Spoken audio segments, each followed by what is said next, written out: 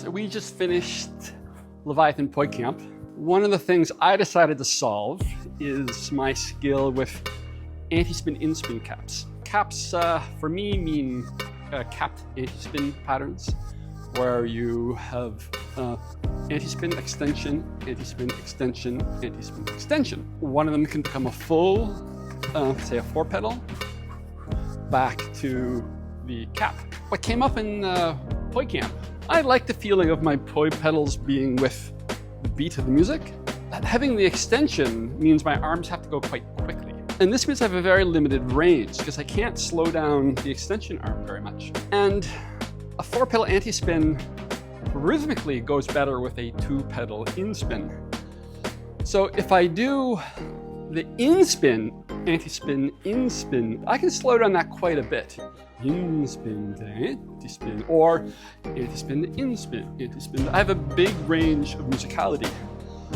And from here, I can take either arm into the full anti-spin, or the full in-spin.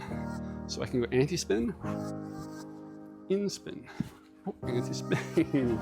I still have habits from the old way. I want to be able to dial this in either right forward, left back, vice versa. I ultimately want to also be able to, let's see,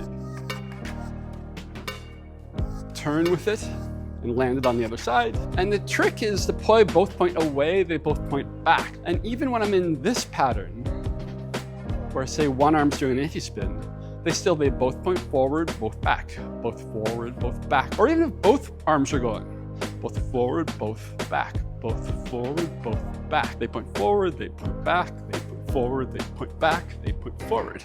Feels good. Goes with a lot of music.